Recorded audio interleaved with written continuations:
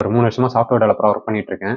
சரி ஒரு 2 மாசம் பிரேக் எடுப்போமேன்ட்டு என்ன பண்ணிட்டேன், பேப்பர் போட்டேன். வேலையை விட்டு இன்னையோட 15 நாள் ஆகுது. 15 நாளா என்னால் வீட்லயே இருக்க முடியல. எங்கள் அம்மா வந்துட்டு, தம்பி எப்போ வேலைக்கு போவான்னு கேட்குறாங்க.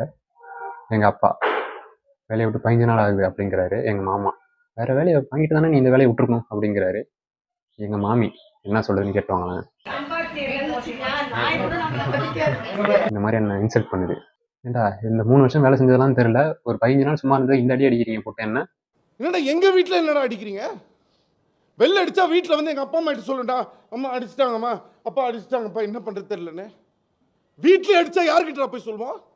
என்னடா வீட்டில் அடிக்கிறீங்க? நான் ஒரு 2 மாதம் சும்மா இருந்துட்டு அன்எம்ப்ளாய்மெண்ட் யாராவது என்ஜாய் பண்ணிட்டு போகலான்னு பார்த்தா, நீங்கள் என்னன்னா 2 வாரத்தையே போட்டு இந்த சாத்துறீங்கன்னு அப்படின்னா நான் எப்படி ஜாலியாக இருக்குது சொல்லுங்களா? நீ சரி விட்டு வர மாதிரி தெரியல, சீக்கிரம் நம்ம ஒரு வேலையை வாங்கி ஆகும். நீங்கள் எதுவுமே பண்ண வேணாம். எனக்கு நீங்கள் என் கஷ்டத்தில் இருக்கும்போது நீங்கள் எனக்காக பண்ணது போதும். இன்னமே நான் என்ன பண்ணுறேன்னு மட்டும் பாருங்க. அதுக்காக நான் என்ன பண்ணியிருக்கேன், நான் ஒரு 45 டேஸ்க்கு ஒரு சீரிஸ் ஸ்டார்ட் பண்ணியிருக்கேன். வாங்க என் கூட சேர்ந்து நீங்களும் வேலை தேடுங்க, வேலை இல்லாதவங்க என் கூட சேர்ந்து வேலை தேடுங்க. காலேஜ் ஸ்டூடெண்ட்டாக இருந்தீங்கன்னா நான் ஃபாலோ பண்ணிக்கோங்க. நான் எப்படி உங்களுக்கு வேலை வாங்குறதுன்னு சில பல ட்ரிக்ஸ் அண்ட் டிப்ஸ் சொல்லித்தரேன்.